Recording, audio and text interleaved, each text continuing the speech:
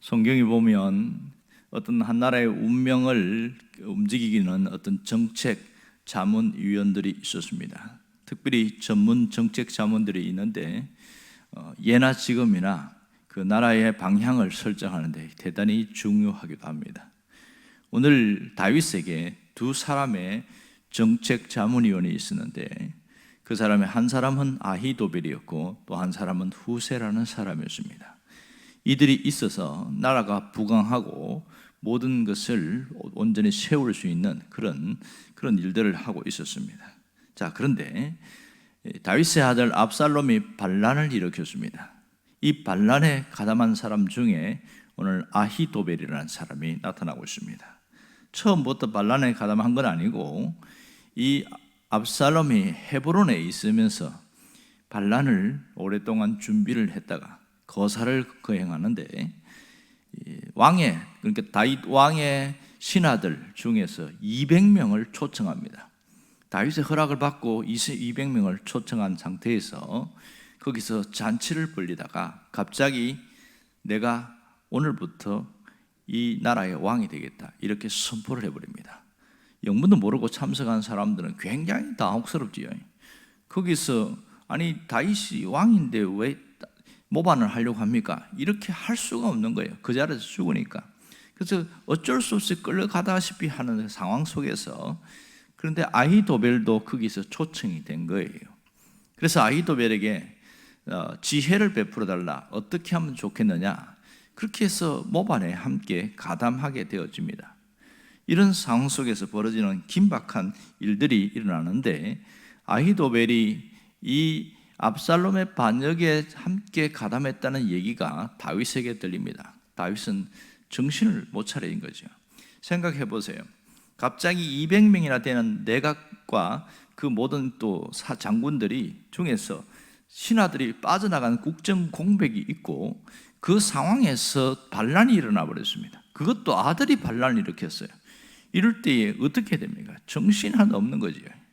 그 중에 특히 아히도벨이 신하 중에 한 명이 있다. 이 얘기를 들으니까 다윗에게는 상당히 부담과 두려움에 임할 수밖에 없습니다. 자, 여기에서 다윗이 왜 두려움을 느꼈을까? 이런 의문점을 갖게 되어집니다. 이 다윗이 얼마나 급하게 움직였는지 아들과 상대해서 싸울 수가 없어서 어떻게 하냐면 정신없이 지금 피난길에 떠나고 있어요. 피난길에 떠나면서 성경을 보면 신발도 안 신고 머리는 풀어 헤친 채로 울면서 기드론 시내를 건너서 가고 그러다가 중간에 병이 들어옵니다. 얼마나 충격을 받았는지. 사람이 그렇잖아요. 충격을 너무 크게 받으면 병이 찾아와요.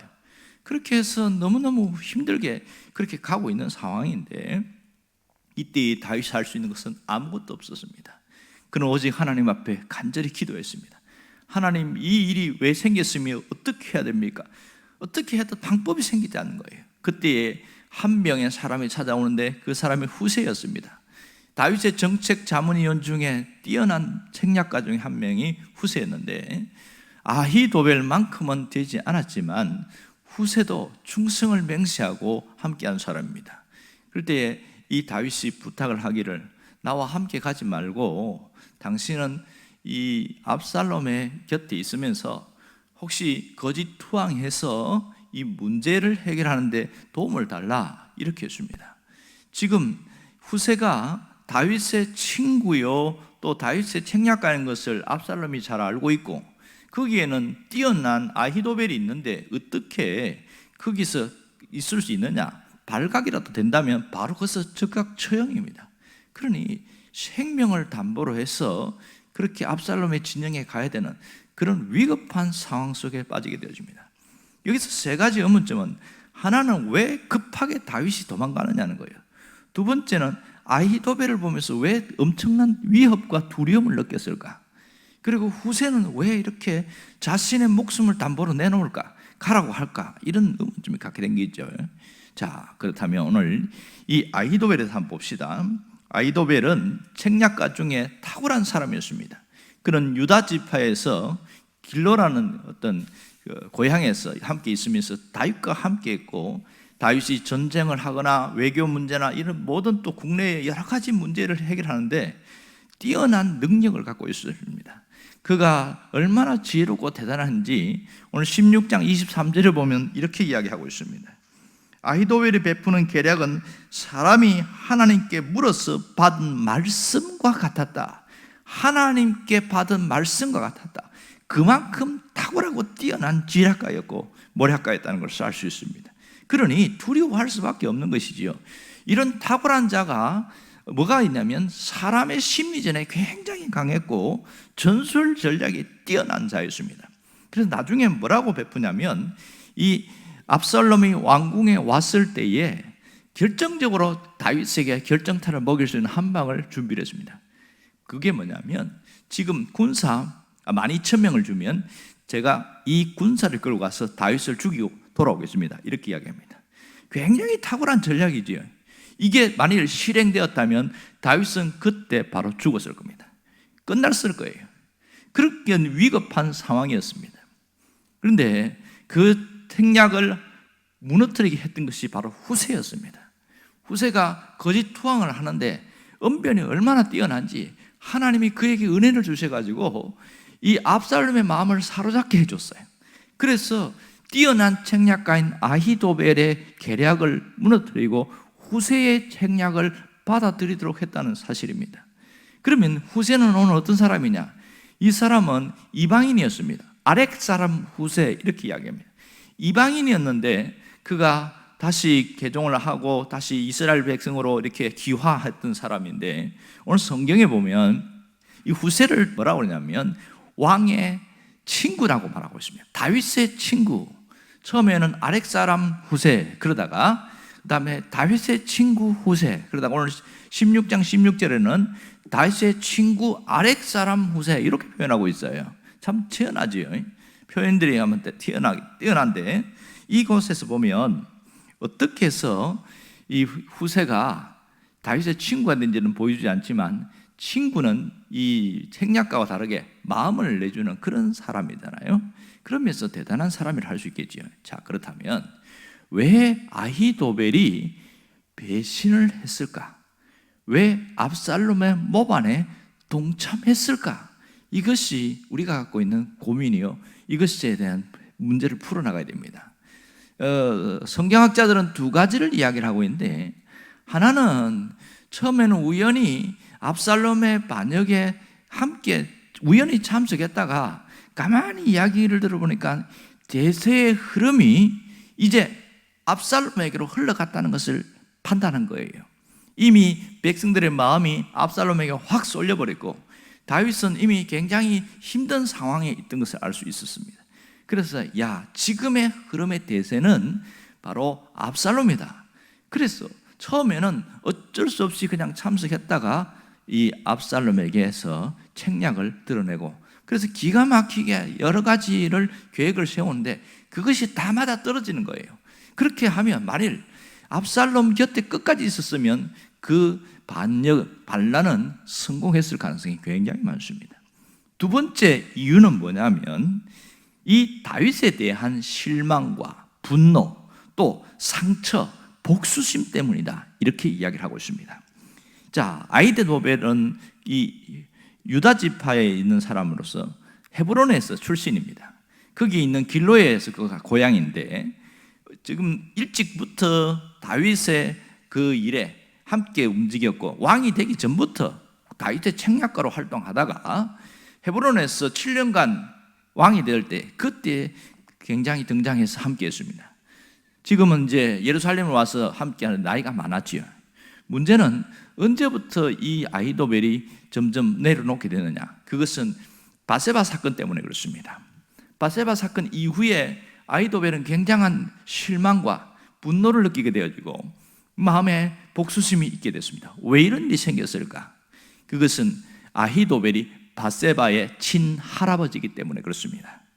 자, 바세바의 아버지가 엘리암입니다. 이 엘리암은 다윗의 30명의 용사 중에 한 사람이었습니다. 그리고 엘리암의 아버지가 아히도벨입니다. 그러니 바세바의 입장에서는 할아버지는 책략가로 있고 아버지는 용사 중에 한 명이었고, 그리고 자신은 이 우리아가 남편인데 어떻게 죽게 되어지고 이렇게 하면서 다윗의 아내가 됐단 말이에요. 이 모든 과정과 비사실을 잘 알고 있는 아히도벨이기 때문에 이 다윗에 대해서 지도력이나 모든 것에 대해서 실망과 분노를 느끼게 됐습니다. 그러다 보니까 스스로 자기가 정책 자문을 읽다가 잠시 한시적으로 고향에 내려가서 제야 인사가 되어버립니다. 다윗도 아히도벨이 워낙 뛰어나니까, 너무너무 잘하니까 부담이 된 거예요. 그래서 그렇게 스스로 자기는 고향에 가서 좀 쉬겠다고 이렇게 이야기할 때에 그냥 받아줬어요. 그래서 고향에서 쉬고 있는데 압살롬이 초청을 해서 잔치 자리에 와달라, 그렇게 해서 함께 참여하다가 가담하게 되어졌다, 이렇게 이야기가 되어집니다. 자, 결국은 이런 압살롬의 옆에 있으면 두 가지가 있습니다. 자기의 위치를, 옛날 위치를 회복할 수 있고, 권력에 대한 다시 욕망이 다시 완전히 차지할 수 있는 그런 놀라운 일이 있습니다. 누가 봐도 대세는 압살롬이었기 때문에 그것이 맞다고 생각했습니다. 그럼 후세는 왜 다윗에게 끝까지 충성을 했을까? 좀 전에 말씀드린 것처럼 바로 다윗의 벗 친구라는 것이 성경이 주는 정보입니다. 그는 이방인이었지만 정책 자문에서 아히도벨보다는 탁월하지는 못하지만 마음 중심만큼은 변함이 없었습니다. 그도 역시 바세바 사건에 다 알고 있었고, 다윗의 허물도 알고, 그가 회개하고 돌아온 것도 알고 다 알고 있어요. 그런데 다윗의 친구라고 나오는 것은 단순한 인간의 친구가 아니고 마음을 터놓을 수 있는 자였습니다. 그런데 바로 이 아히도벨에서는 모사 이렇게 나옵니다. 모사는 직책이지 친구는 아니에요. 그냥 행정적으로 함께 나눌 수 있는 그런 상대였습니다. 자, 이 후세는 단순한 친구가 아니라 하나님 앞에서 함께 마음을 나누는 자였습니다. 그래서 모든 상황을 알고 그 마음이 변하지 않고 끝까지 충성을 하는 자였습니다. 자신의 목숨을 내어놓고라도 끝까지 충성을 결심한 자가 바로 이 후세라는 것을 알 수 있습니다. 여기서 우리가 중요한 것을 찾을 수 있는데, 정말 진정한 친구가 누구냐 하는 것을 여기서 보여주고 있습니다. 그것은 모든 사람이 내 곁을 떠날지라도 함께 짐을 지는 사람, 이게 진정한 친구라는 것을 보여줍니다. 오늘 후세를 통해서 모든 사람이 내 곁을 떠나도 함께 짐을 져주는 사람이 바로 후세였습니다. 그래서 다윗을 위하여 기꺼이 목숨을 내어놓고 거짓 투항을 하게 되어집니다. 그리고 놀라운 것은요, 이 후세가 정책을 펼치는데 아히도벨이 탁월한 정책을 내놨잖아요. 그런데 후세가 옆에 있으니까 당신은 어떻게 생각합니까? 이렇게 물었더니 어떤 정책을 펼치냐, 더 거대하고 이 압살롬의 영심리를 확 부추기는 그런 정책을 펼쳤습니다. 왕이시여, 아히도벨의 정책이 좋긴 하지만 뭔가 허점이 있습니다. 그것은 지금 당장 쳐들어가게 되어지면 지금 다윗의 용사들이 얼마나 분노하고 지략 있고 호랑이 같은 뛰어난 능력을 갖고 있는 자들인데, 그들과 맞닥뜨리면 이게 이길 승산이 사실은 적을 수 있다.